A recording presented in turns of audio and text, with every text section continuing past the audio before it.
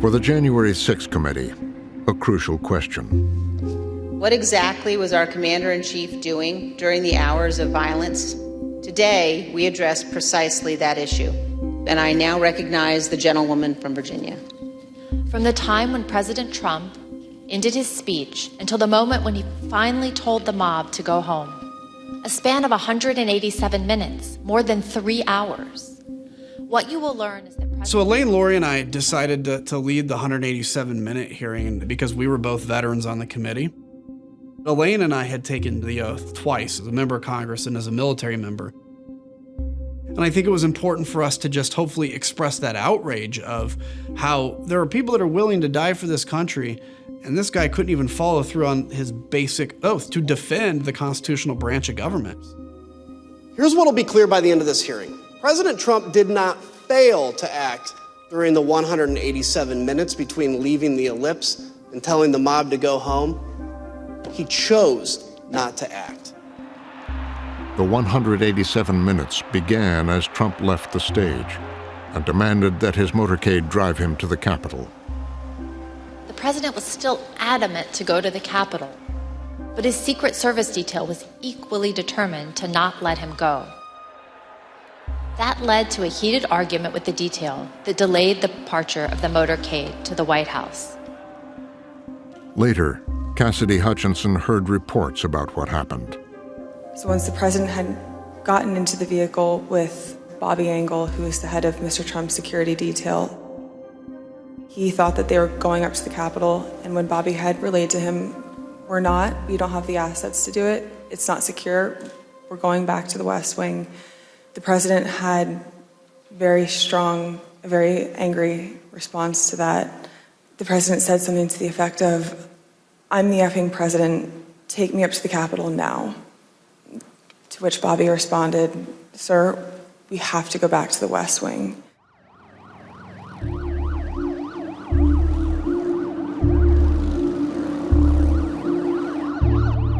He saw this crowd and he wanted to participate in some manner, whether it was leading the crowd or being part of the crowd or going, but certainly there was a level of frustration when he was told that he couldn't, that he was so focused on disrupting the joint session that day, he himself wanted to go. When he couldn't go to the Capitol with the crowd, the president returned to the White House. In some ways, the most telling portrayal of the president and his intent here is not what happens in the lead up to the attack on the Capitol, but what he does or doesn't do when it's taking place and in the aftermath of it. President Trump went to the private dining room off the Oval Office. Witnesses told us that on January 6th, President Trump sat in his usual spot, at the head of the table, facing a television hanging on the wall. We know from the employee that the TV was tuned to Fox News all afternoon. This is real. It's happening on Capitol Hill. We're trying to get some ground truth to exactly what's happening on the ground. To your point broadly, he's in that little private dining room off the Oval Office. The TV is on. He's watching it take place. He knows what's happening. He understands what's happening. And his instinct is to, in effect, egg them on. At 1:49, he tweeted out a link to the recording of his ellipse speech. This was the same speech in which he knowingly sent an armed mob to the Capitol. But President Trump made no comment about the lawlessness and the violence. They are locking down the Capitol complex. No one is allowed in or out. Now, just a few moments. The White House is just in shock. Many of them testified that they tried to get the president to take some sort of action to get the crowd to leave the Capitol. White House counsel Pat Cipollone was one of Trump's advisors urging action. I think I was pretty clear there needed to be an immediate and forceful response statement, public statement, that people need to leave the Capitol now. Did you continue, Mr. Cipollone, to push for a stronger state? Yes. Were you joined in that effort by Ivanka Trump? Yes. By Eric Hershey? Yes. By Mark Meadows? Yes. These aides and lawyers rushing into this private dining room, trying to get him to do something, trying to get him to speak out, trying to get him to stop the attack, and he won't do it. He was enjoying this. These were his people. He loved them. And they were accomplishing something that he wanted to have accomplished, which was to delay and derail the certification of this election. The committee saw it as evidence of what the president had been planning all along. It says volumes about the president's intent. It suggests that the president is reluctant to call this off, that he sees his people fighting as a potentially positive thing. His own daughter is encouraging him to more forcefully stop the violence. And the fact that he does not, for hours after being aware of the violence, tell people to go home, really, really powerful evidence of his intent. Now, look at what you've got now. You have protesters inside the Capitol building. The other big question is, where is the vice president? The Secret Service rushed Pence away from the crowd. If we lose any more time, we may lose the ability to leave. With the Capitol overrun, the president fired off a tweet about his vice president. Mike Pence didn't have the courage to do what should have been done to protect our country and our Constitution. Is that true? I'm hearing reports that Pence caved. I'm telling you, if Pence caved, we're going to drag mother through the streets. As that tweet goes out at 2:24 p.m., his supporters see it, and there is an intense surge in the rioting. That tweet threw fuel on the fire. Mike Pence has betrayed the United States of America!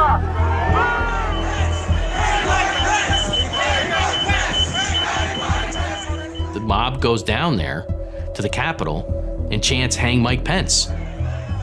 And they actually build a gallows out in front of the Capitol. I mean, they meant it. I can only imagine what Mike Pence must have thought when the full weight of the betrayal must have become so palpable for him, when he must have thought, it has come to this, that the one moment as vice president where I have stood on principle, I am being treated as the enemy, and they've come for me, and the president is attacking me. Not only is he not calling to say, "Are you okay?" He's egging it on. It is an amazing moment. At the White House, Pat Cipollone was growing concerned for the vice president. I remember Pat saying, "Mark, we need to do something more. They're literally calling for the vice president to be effing hung." And Mark had responded something to the effect of, "You heard him, Pat. He thinks Mike deserves it. He doesn't think they're doing anything wrong." When the crowd is chanting, "Hang Mike Pence," he says, well, maybe our people have it right. Maybe Mike deserves it. Donald Trump embraced the whirlwind on January 6th.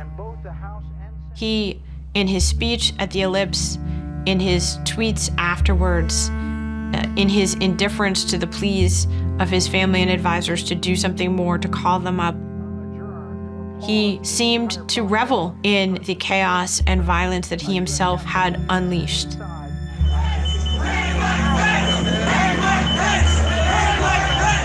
Copy. Clear, we're coming out now. All right, make a way. We had the footage from inside the Capitol where Pence is rushed down the steps by his Secret Service detail along with his family. To his credit, he did not take the Secret Service advice and leave the Capitol. He stayed, he provided direction, to what was going on.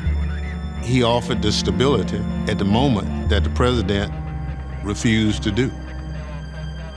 Finally, police began to regain control of the Capitol. The Capitol grounds have been secure. Police had to use tear gas. Troops are deployed around the Capitol perimeter to prevent any more violence of what we saw this afternoon. Good chase. When you're ready, sir. President Trump finally gave in and went out to the Rose Garden at 4:03. You tell me when. When you're ready, sir. For 187 minutes, he was sitting there watching the news, wondering if his people would win, until he saw that law enforcement had turned the tide. And only when law enforcement turned the tide did he then begrudgingly try to cover his backside and look like he was against the violence in the first place. Who's behind me? He's gone around. We're all clear now. I know your pain. I know you're hurt. We had a election, let me say. I know your pain. I know you're hurt. We had an election that was stolen from us. It was a landslide election, and everyone knows it, especially the other side. But you have to go home now. We have to have peace. We have to have. When he ultimately issues his video, this isn't a guy who is apologetic for any of this. This isn't somebody who says, oops, this has gone awry, this has gone too far. Quite the opposite.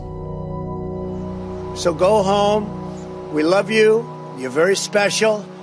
I know how you feel. But go home and go home in peace. We love you. You are special. These are people that have assaulted the U.S. Capitol building, have attacked Capitol police officers, are trying to stop the proceedings of Congress. And Trump does tell them to go home, but then immediately adds, we love you, you are special.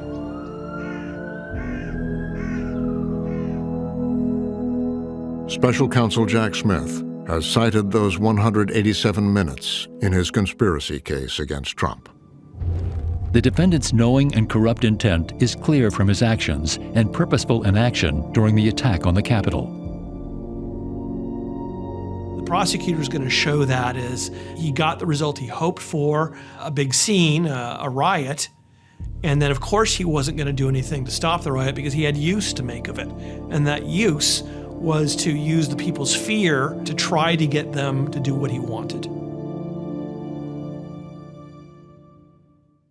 In 2016, Donald Trump said he would choose only the best people to work in his White House. Now those people have a warning for America. Trump is not fit to be president again. Here's his vice president. Anyone who puts himself over the Constitution should never be president of the United States. It should come as no surprise that I will not be endorsing Donald Trump this year. His defense secretary. Do you think Trump can be trusted with the nation's secrets ever again? No. I mean, it's just irresponsible action that places our service members at risk, places our nation's security at risk. His national security advisor. Donald Trump will cause a lot of damage. The only thing he cares about is Donald Trump. And the nation's highest-ranking military officer. We don't take an oath to a king or a queen or to a tyrant or a dictator. And we don't take an oath to a wannabe dictator. Take it from the people who knew him best. Donald Trump is a danger to our troops and our democracy. We can't let him lead our country again. I'm Kamala Harris, and I approve this message.